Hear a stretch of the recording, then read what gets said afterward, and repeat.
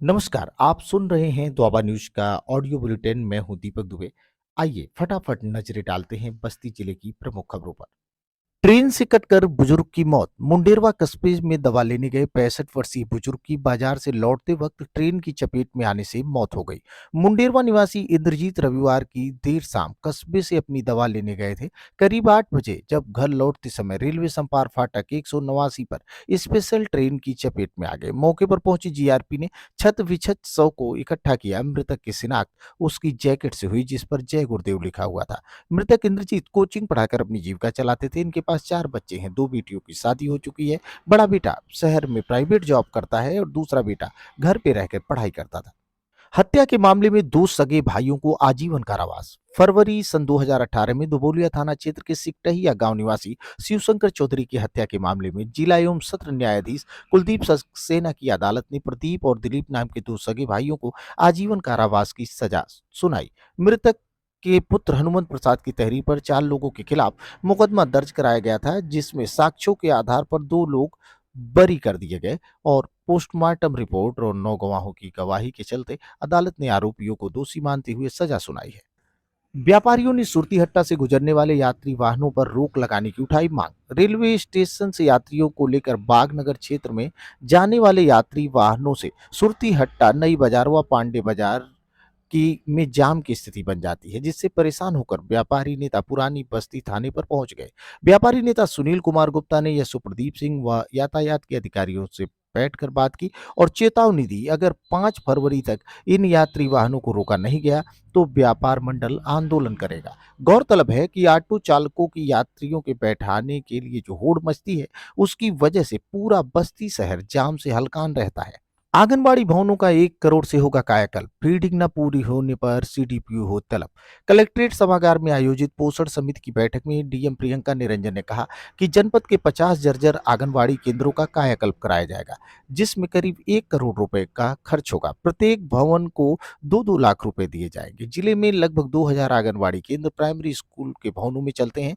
656 गैर सरकारी भवन में, जिनमें 367 किराए के मकानों में चलाए जाते हैं। डीएम ने खंड विकास अधिकारियों को निर्देश दिया कि सन 2017-18 और 18-19 के अपूर्ण भवनों को तत्काल पूरा कराया जाए। ट्रेलर और कार की टक्कर में एक युवक की मौत, दूसरा घायल। बस्ती बांसी मार्ग पर उधौली थाना क्षेत्र के अंदेउरा चौराहे पर स्थित बाइक एजेंसी के सामने ट्रेलर और एक कार के बीच हुई सड़क दुर्घटना में एक युवक की मौत हो गई है, जबकि दूसरा गंभीर रूप से घायल हो गया है। सोमवार की रात एक ट्रेलर बस्ती से सिद्धार्थनगर की ओर जा रहा था कि अंदेउरा चौराहे के पास दिल्ली नंबर की एक कार से उसकी टक्कर हो गई। दोनों घायलों को सीएससी रुधौली लाया गया, जहां पर इन नौजवानों की पहचान तंतौठी निवासी सोनू उर्फ आदर्श श्रीवास्तव उम्र 32 वर्ष, जिसे मृत घोषित कर दिया गया, और 30 वर्षीय शुभम दुबे, जिसके सर पर गंभीर चोटें आई हैं। यह नगर थाना क्षेत्र के करहली का रहने वाला है। सामुदायिक स्वास्थ्य केंद्र रुधौली से शुभम को जिला अस्पताल के लिए रेफर कर दिया गया। एसएचओ संजय कुमार ने बताया कि दोनों वाहनों की टक्कर के बाद मार्ग अवरुद्ध हो गया था, जिसे कुछ देर में शुरू करा दिया गया। संदिग्ध परिस्थितियों में मिला युवक का शव। बस्ती जिले के लालगंज थाना क्षेत्र के कैथवलिया गांव निवासी युवक का सोमवार की सुबह पास में ही खेत के पास संदिग्ध परिस्थितियों में शव मिला। कैथवलिया निवासी सत्यपाल उम्र 20 वर्ष सोमवार की सुबह करीब 10:30 बजे शौच के लिए गांव से बाहर सीवान में गए थे। काफी देर बाद इन्हें अचेत अवस्था में पड़ा हुआ एक गांव के 9 वर्षीय बालक ने देखा। बालक दौड़ के आया और घर वालों को इसकी सूचना दी।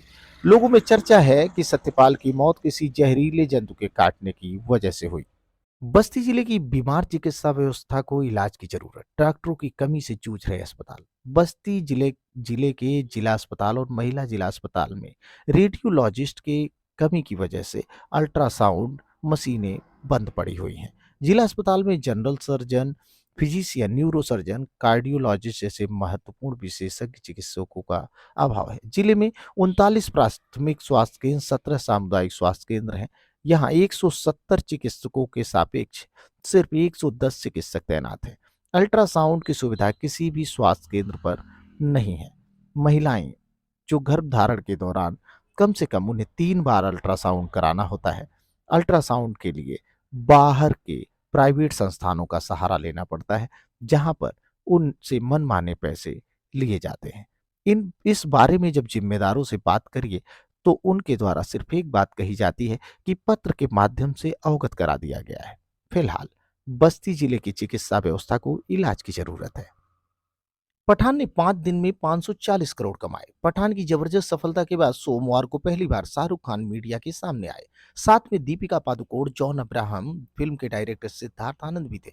शाहरुख फुल मस्ती के मूड में थे। उन्होंने मजाकिया लहजे में कहा कि पिछले 4 सालों में मैंने बच्चों को बड़ा होते हुए देखा है। शाहरुख बोले, दूसरा बिजनेस प्लान भी सोचा है कि अगर फिल्में नहीं चली तो रेड चिलीज फूड ईटरी के नाम से रेस्टोरेंट खोलूंगा। आसाराम सूरत की महिला से रेप के केस में दोषी। गुजरात के गांधीनगर सेशन कोर्ट ने सूरत की एक महिला के रेप के मामले में आसाराम को दोषी करार दिया है। कोर्ट सजा का ऐलान मंगलवार को करेगा। इससे पहले जोधपुर कोर्ट ने 25 अप्रैल 2018 को आसाराम को यूपी की एक नाबालिग से रेप के मामले में उम्र कैद की सजा सुनाई थी। 10 साल पहले दर्ज हुई थी एफआईआर। गांधीनगर कोर्ट कल करेगा सुनवाई।